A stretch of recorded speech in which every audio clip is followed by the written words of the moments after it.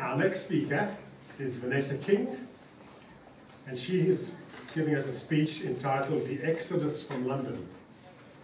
Vanessa lives in Woking and originally joined Woking Speakers in 2009, and then she moved on to Guildford. And now, as we all know, she's our area governor. So her rise through the ranks has been meteoric. I'm very impressed to go from joining to area governor in just over 3 years. It's fantastic. She's giving an interpretive reading speech from the manual number 1, a speech from the interpretive reading manual number 1. And there's 2 bits I need to say a little bit about this speech. As an interpretive reader, the speaker is communicating the ideas and emotions of someone else. Vanessa will read from a work of literature using her voice and body to convey the ideas, emotions, attitudes, and intentions of the author. In terms of the goals from the manual, read a story to understand the elements of interpretive reading, to learn how to analyze a narrative and plan for effective interpretation, to learn and apply vocal technique that will aid in the effectiveness of the reading. It's an 8 to 10 minute speech, and she will need about a minute to set up, and she'll let you know when she's going to start. So, for a speech, the Exodus from London, please welcome Vanessa King.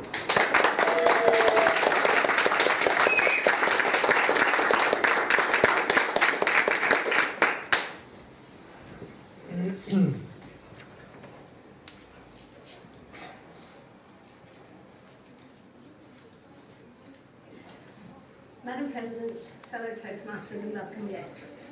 The reading I'm going to do for you this evening is from the book The War of the Worlds, which was written by H.G. Wells in 1899. It's a story about the invasion of Earth by Martians, and it's my favourite science fiction book. I've chosen a passage which describes what happens in London. So before this point, the Martians have landed at Horsell Common in Woking, and I love that I live there, it's great. So this passage is explaining what happened next when people start to realise that they're in danger. The story is written from the point of view of the author, who is a journalist, and this particular passage is about what his brother saw in London.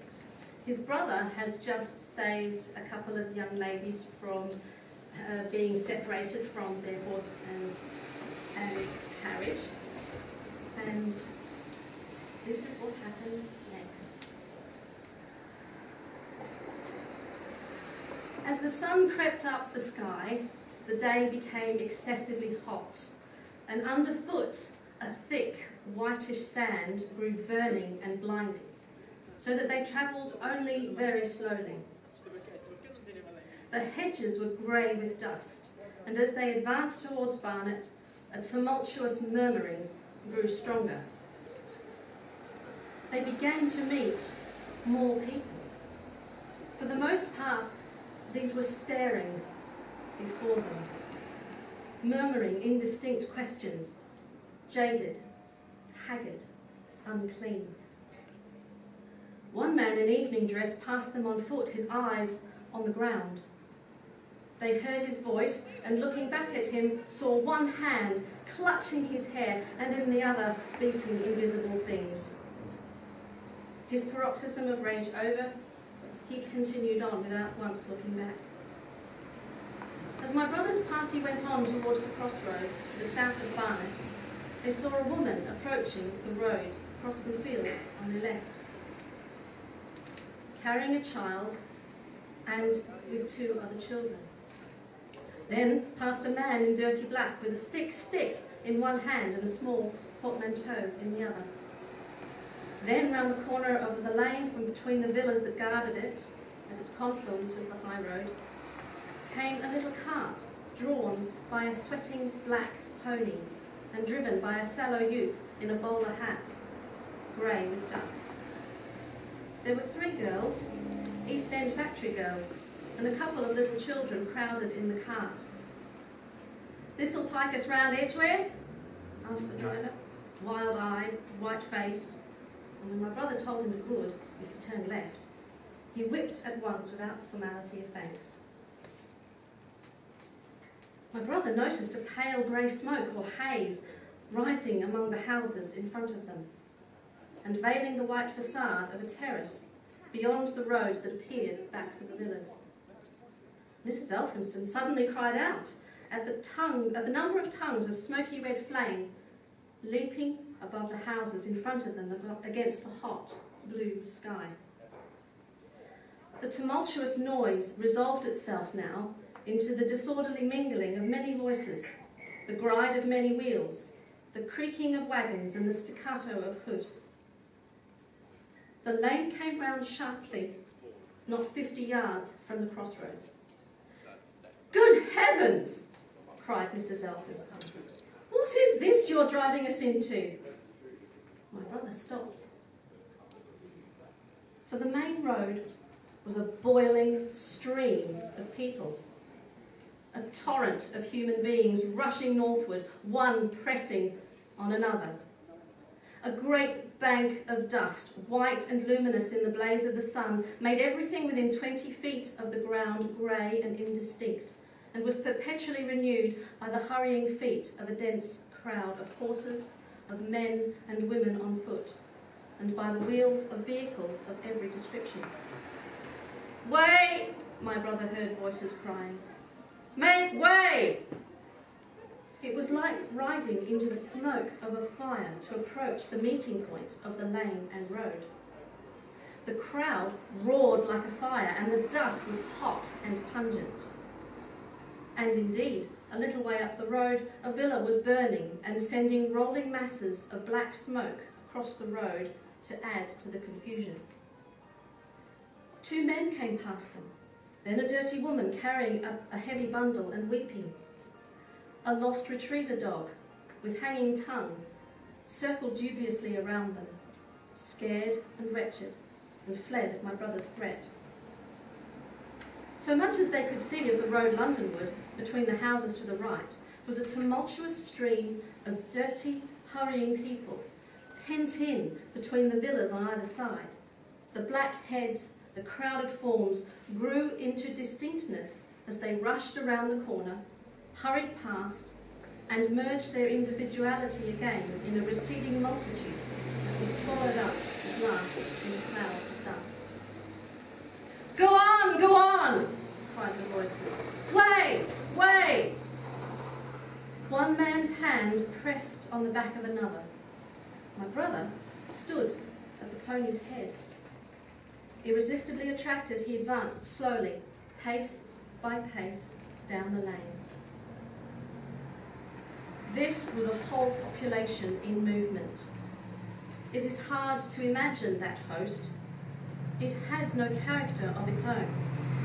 The figures poured out past the corner and receded with their backs to the group in the lane.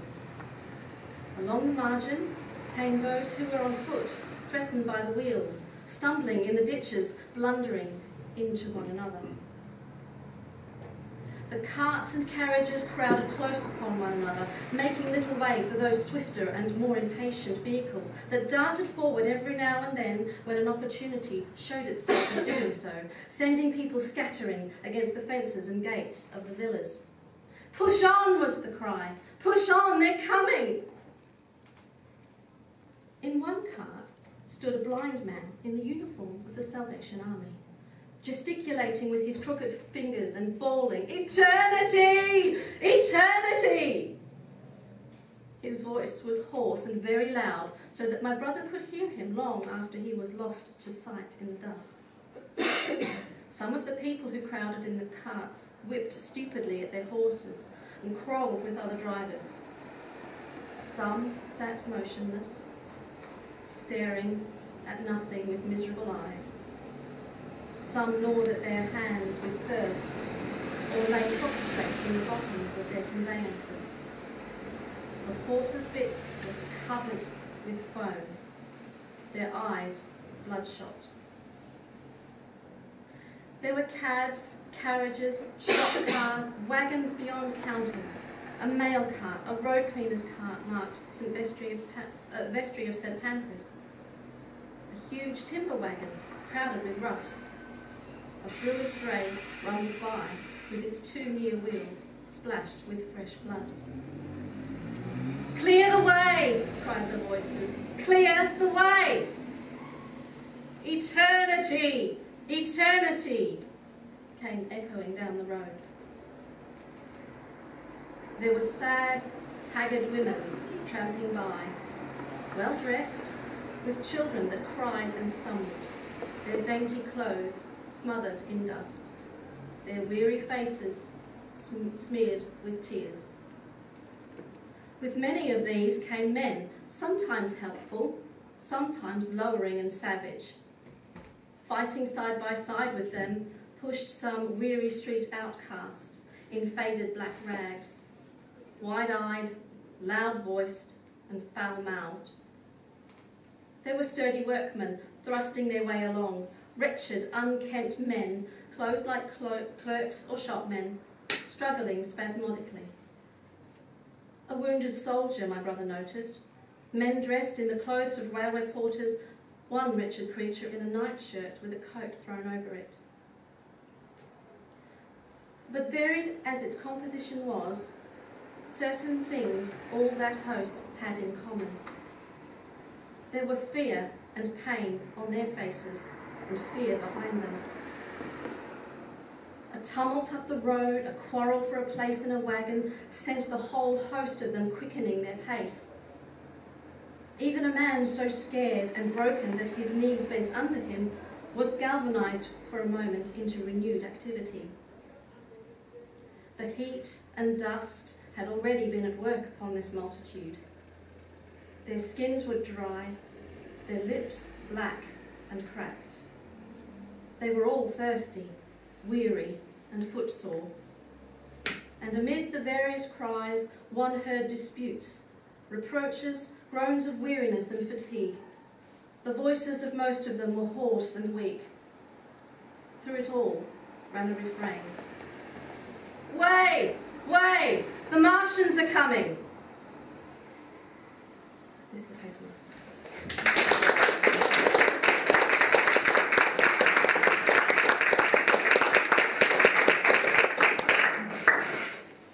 You fill in the little forms, please, for Vanessa.